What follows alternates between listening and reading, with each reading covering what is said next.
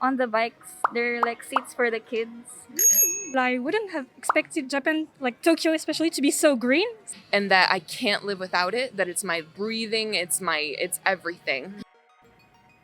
Hey guys and girls, it's your flashy fashion reporter Kathy Cat, and today we're gonna go hit the streets and ask the foreigners there what fun discovery they have had in Japan. There's always something cool to discover, so let's go and ask foreigners in Japan.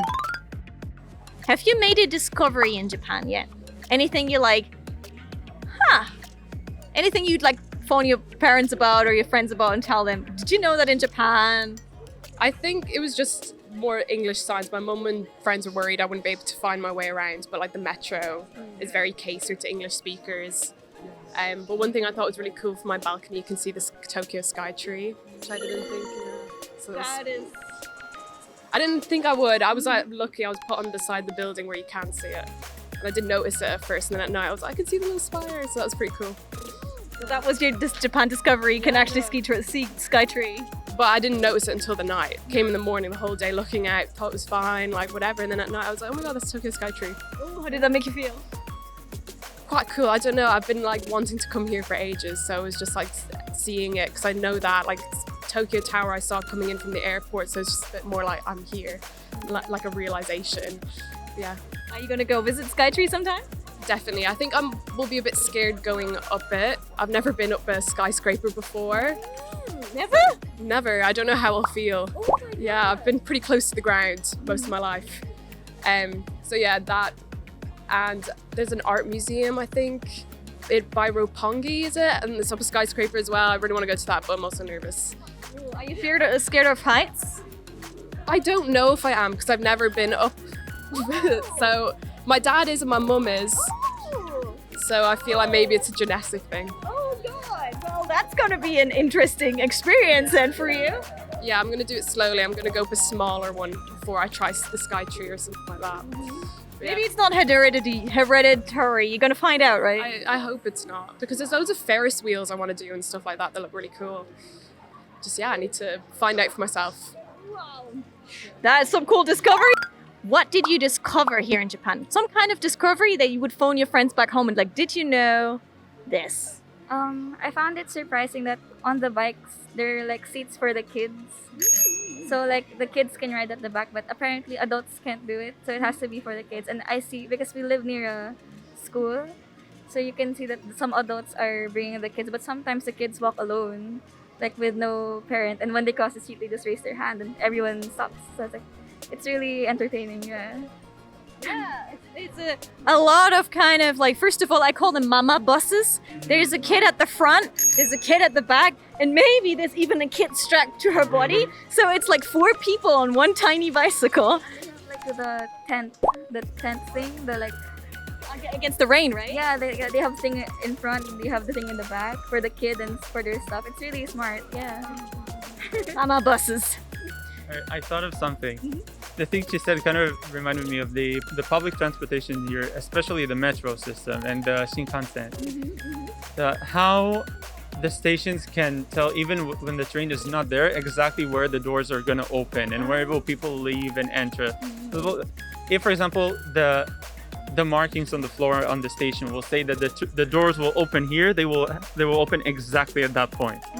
And it will happen every single time. Like there's no missing of that. Like, to the point where there are even fences where you can't correct that. That shocked me when I first saw it. It's so efficient, right? And the efficiency, how it's always on time. And even when there was actually one case when a bus got a little bit early, about a minute and a half. And it might be ages in Japanese terms, but it might be a bit early, and it waited in the station until it reached the exact hour when it says the bus leaves, and then it left. So efficient, it's wonderful. What is your recent discovery in Japan? Anything you discovered? I don't know if this is Japan, but the world, but groceries are expensive. I mean, I went there stocked up on like 2 weeks of vegetables, $50. Gosen yen, just hurts. Hurts me very much. Yep. And also the yen is so weak right now, so that hurts. It helps because all the money you have in America, spend it here. It's like a 30% discount on the spot. It's a little cheap, but it works. How much cashless payment there is now?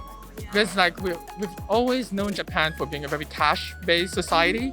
So it is very shocking that now in the convenience, even in like regular stores, you can pay with your credit card or with your Passmo very easily. Whereas before, you always need to bring out the cash.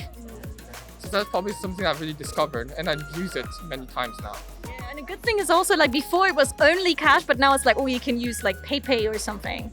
That's true. Very, very convenient. Very convenient. And like Japan has like almost like a gadget for everything, which is kind of like weird. Like for every single thing, they try to optimize it. I think it's quite Japanese, like the way to do things.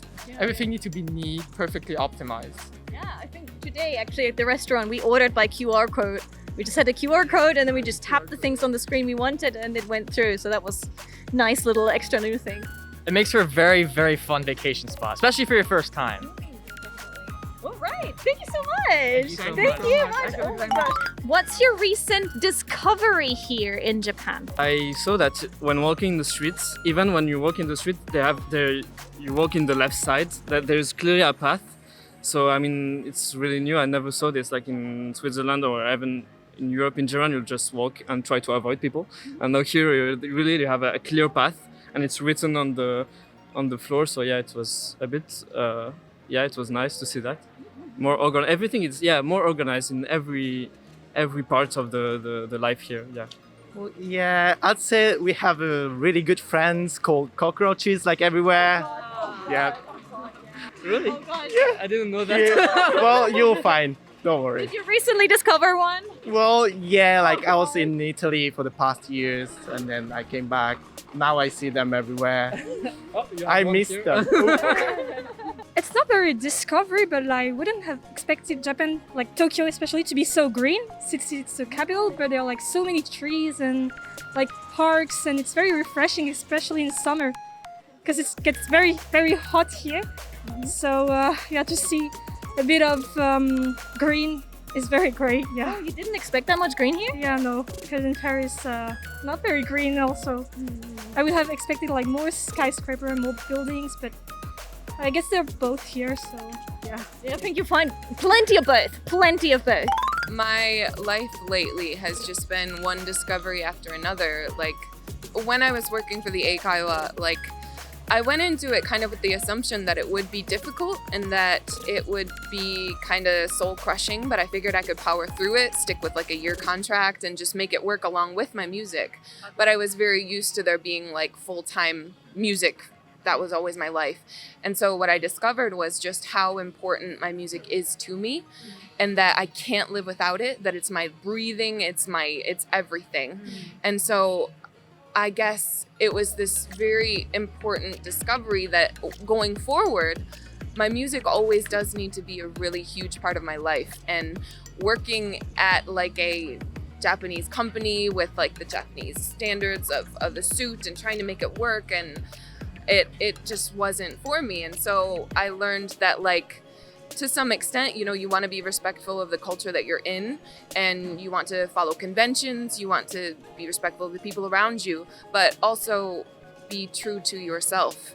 And, you know, to the extent that you're not bothering those around you or upsetting people, if you can find that nice balance where you're able to value your passions and what makes you who you are and your own culture, and then bring that to where you are, where you're a guest, and make yourself a part of it, and not a guest but a contributor. Yeah, so in a way you have rediscovered yourself. Yes, absolutely.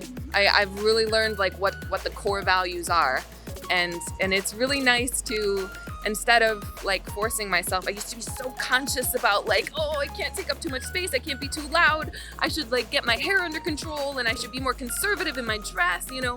I used to try so hard to fit into everything around me in Japan, and that's not what it's about, you know. It's about bringing your own flavor to the city. So yeah. Oh my gosh, guys, that's what I keep preaching on my personal channel. Do what you love and love what you do. There we go. What have you recently discovered for yourself? It was actually related to the Eikawa as well. So when I first started there, I've only ever taught children, like very young children. So it was kind of really scary. I took myself up for a challenge, and we teach, like I said earlier, adults, seniors, teenagers, babies. So it was something I was really worried about. But it was something I really learned about my own teaching ability, that actually teaching the adults is a lot less scary than the kids sometimes. Yes, yes, Yeah. so much yes. Because I was, but it just kind of helped me grow as a teacher. And I really think that the Eikaiwa environment really pushed that and made me learn that. So it's something I'm really thankful about, that I'll be able to take home with me and just, improve my own ability. Yeah, that you can do anything. That's Yeah. it. That's amazing. You can teach anybody under any circumstances, because they really do. It's like it's a pressure. They make you teach everyone on any circumstances, on the weekends, in the middle of the night, and even if they can't speak yet. Yes. Yeah, that's definitely true. But so it helped me learn a lot about myself as well. All right, those were some of the discoveries here in Japan. My name is Kathy Cat. I have also done a couple of discoveries in my life here in Japan. They're on this channel and on my personal channel, the Kathy Cat channel. But guys, if you're curious about Japan, there's this video here next. If you want to find out more about what it's like to live here or just visit here as a foreigner in Japan. Also, we have cool socials down below. Instagram, Twitter, Twitch, and all the shenanigans are down below. And I hope you've already subscribed, so I'll see you in the next video. Thank you.